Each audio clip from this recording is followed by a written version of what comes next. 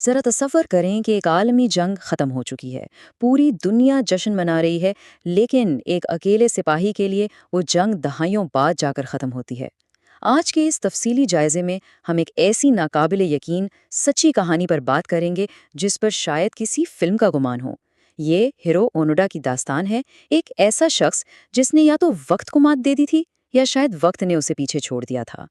تو سب سے پہلا اور بڑا سوال جو سیدھا ذہن میں آتا ہے وہ یہی ہے کہ آخر کیسے کوئی بھی انسان دنیا سے کٹ کر بالکل تنہا اتنے سالوں تک ایک ایسی جنگ کیسے لڑتا رہ سکتا ہے جو حقیقت میں برسوں پہلے ختم ہو چکی ہو۔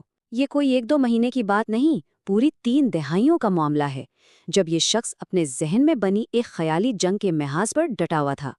اب ذرا اس حیران کن تضاد کو دیکھیں۔ ایک طرف 1974 کی وہ دنیا تھی جو چاند تک پہنچ چکی تھی، امن قائم تھا، نئے شہر بس رہے تھے اور ٹیکنالوجی کی بدولت انسان بہت آگے نکل چکا تھا۔ اور ٹھیک اسی وقت دوسری طرف ہیرو اونوڈا تھا، اسی پرانی جگہ جگہ سے پھٹی ہوئی وردی میں اپنی رائفل اور تلوار کو روزانہ چمکاتے ہوئے جنگل میں چھپا بیٹھا تھا۔ دنیا آگے بڑھ چکی تھی مگر وہ 1944 کے دور میں ہی قید تھا۔ اب ظاہری سی بات ہے، انسان سوچنے پر مجبور ہو جاتا ہے کہ ایسا ممکن کیسے ہوا۔ خیر، اس کے لیے ہمیں 1920 کی دہائی کی سخت جاپانی تربیت اور مائنڈ سیٹ کو سمجھنا ہوگا۔ اس دور میں بچوں کی اس طرح ذہن سازی کی جاتی تھی کہ اپنے شہنشاہ کے لیے جان قربان کرنا سب سے بڑا اعزاز تھا۔ ان کے ہاں سرنڈر یعنی ہتھیار ڈالنے کا کوئی تصور سرے سے تھا ہی نہیں۔ موت قبول تھی لیکن ہار نہیں۔ اور ایک اہم بات، اونوڈا کوئی عام سپاہی بالکل نہیں تھا۔ 1944 میں اسے نکانو ملٹری اسکول بھیجا گیا جو کہ ایک انتہائی ایلیٹ ادارہ تھا۔ وہاں اسے انٹیلیجنس، جاسوسی اور گوریلا جنگ کی سخت ترین ٹریننگ دی گئی۔ اسے سکھایا گیا تھا کہ اکیلے جنگل میں کیسے زندہ رہنا ہے اور اپنی بقا کی جنگ لڑتے ہوئے ایک پوری فوج کا ناک میں دم کیسے کرنا ہے۔ لیکن اس پوری کہانی کا اصل ٹرننگ پوائنٹ کیا تھا؟ اس کے کمانڈر کا دیا گیا وہ آخری حکم جو اس کے دماغ میں پتھر کی لکیر بن گیا۔ اس کے کمانڈر نے واضح الفاظ میں کہا تھا کہ تمہیں خودکشی کی بالکل اجازت نہیں، چاہے کتنے ہی سال لگ جائیں، ہم تمہیں لینے ضرور آئیں گے۔ بس یہی وہ الفاظ تھے جو اس کے 29 سالہ طویل وہم کی بنیاد بنے۔ تو اس حکم کے ساتھ اسے فلپائن کے گھنے جنگلات یعنی لوبنگ آئیلینڈ میں ایک واضح مشن پر بھیجا گیا۔ ٹاسک کیا تھا؟ دشمن کی سپلائی لائنز کاٹنا، انفراسٹرکچر تباہ کرنا اور اس جزیرے کو دشمن کے لیے جہنم بنا دینا، اور وہ بھی تب تک جب تک کہ جاپانی فوج اسے واپس لینے نہ آ جائے۔ وقت گزرتا گیا، دہائیاں بیت گئیں۔ 1945 میں جنگ ختم ہو گئی تھی، لیکن اونوڈا بے خبر رہا۔ آہستہ آہستہ اس کا گروپ بھی ختم ہونے لگا۔ 1949 میں اس کے ایک ساتھی اکاتسو نے سرنڈر کر دیا۔ 1954 میں شیمادا مارا گیا اور بالآخر 1972 میں اپنے آخری ساتھی کوزوکا کی موت کے بعد اونوڈا اس جنگل میں بالکل اکیلا تنہا رہ گیا۔ اکیلے بقا کی اس جنگ میں اس نے کچے کیلے کھائے، چاول چرائے اور جانوروں کا شکار کیا، لیکن جسمانی بقا سے زیادہ حیرت انگیز اس کی نفسیاتی کیفیت تھی۔ جب آسمان سے جنگ ختم ہونے کے اخبارات گرائے گئے، گھر والوں کی چٹھیاں پھینکی گئیں اور حتیٰ کہ اس کے سگے بھائی کی آواز بھی براڈ کاسٹ کی گئی، تو اس نے ہر چیز کو محض دشمن کی ایک سازش سمجھ کر رد کر دیا۔ یہ اس کی ٹریننگ کا اثر تھا۔ مگر یہاں ہمیں رک کر اس حقیقت کو بھی دیکھنا ہوگا کہ اس وہم کی ایک انتہائی بھاری اور افسوسناک قیمت چکانی پڑی۔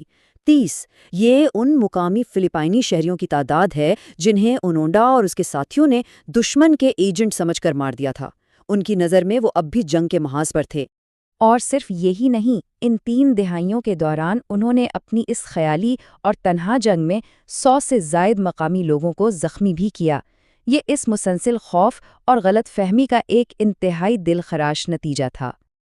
اچھا، اب کہانی میں ایک کمال کا موڑ آتا ہے۔ جہاں حکومت، مقامی پولیس اور بڑے بڑے سرچ آپریشنز ناکام ہو گئے، وہاں ایک 24 سالہ نوجوان مسافر نوریو سوزوکی انٹری مارتا ہے۔ ایک ایسا عام سا لڑکا جس نے ایک بھی گولی چلائے بغیر وہ کر دکھایا جو بڑی بڑی بندوقیں نہ کر سکے۔ اب یہ سوزوکی صاحب کوئی فوجی ہرگز نہیں تھے، بس ایک ایڈونچر کے دیوانے تھے۔ ان کی زندگی کے 3 بڑے ہی دلچسپ مقاصد تھے: جنگلی پانڈا دیکھنا، برفانی انسان یعنی ییٹی کو تلاش کرنا، اور لیفٹیننٹ ہیرو اونوڈا کو ڈھونڈنا۔ اور حیرانی کی بات دیکھیں، وہ جنگل میں نکلے اور صرف 4 دن کے اندر اس نے اس بھوت سپاہی کا سراغ لگا لیا۔ جب فروری 1974 میں ان کا آمنا سامنا ہوا تو سوزوکی نے اسے سمجھانے کی کوشش کی کہ بھائی جنگ ختم ہو چکی ہے، جاپان اب ایک سپر پاور بن چکا ہے، لیکن اونوڈا نے ایک نہ مانی۔ وہ اپنی اسی ضد پر اڑا رہا کہ جب تک اس کا کمانڈنگ آفیسر خود آ کر اسے آرڈر نہیں دے گا وہ ہتھیار نہیں ڈالے گا۔ تو اس کا مطلب تھا کہ اس جنگ کو واقعی ختم کرنے کے لیے صرف ایک ہی راستہ بچا تھا، اسی شخص کو ڈھونڈنا جس نے 29 سال پہلے یہ جنگ شروع کروائی تھی۔ اور کافی بھاگ دوڑ کے بعد جاپانی حکومت نے واقعی اس آفیسر میجر تانیگوچی کو ڈھونڈ نکالا جو اب مزے سے کتابیں بیچنے کا کام کر رہا تھا اور ایک پرسکون زندگی گزار رہا تھا۔ ذرا اس جذباتی اور تاریخی لمحے کا تصور کریں۔ میجر تانیگوچی کو خاص طور پر اس جزیرے پر لایا جاتا ہے۔ اونوڈا ان کے سامنے پورے ادب اور اٹینشن میں کھڑا ہے اور وہ کمانڈر وہ سرکاری حکم نامہ پڑھ کر سناتا ہے کہ جاپان جنگ ہار چکا ہے، تمہارا مشن مکمل ہو گیا ہے، اب اپنے ہتھیار ڈال دو۔ یہ ایک زبردست ذاتی نقصان تھا۔ وہ 22 سال کا نوجوان جو شاہی وفاداری کے جذبے سے سرشار ہو کر گیا تھا، اب 52 سال کا ایک ادھیڑ عمر انسان بن چکا تھا۔ اس نے اپنی جوانی، اپنے ساتھی، اپنی زندگی کے بہترین سال، سب کچھ ایک ایسے نظریے پر وار دیے جو کب کا دم توڑ چکا تھا۔ واپسی پر جاپان میں اسے قومی ہیرو کے طور پر سر آنکھوں پر بٹھایا گیا۔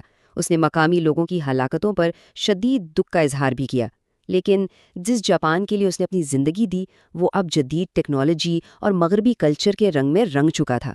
وہ اس نئے ماحول میں خود کو بالکل فٹ نہ کر سکا اور گھبرا کر اگلے ہی سال ہمیشہ کے لیے برازیل شفٹ ہو گیا۔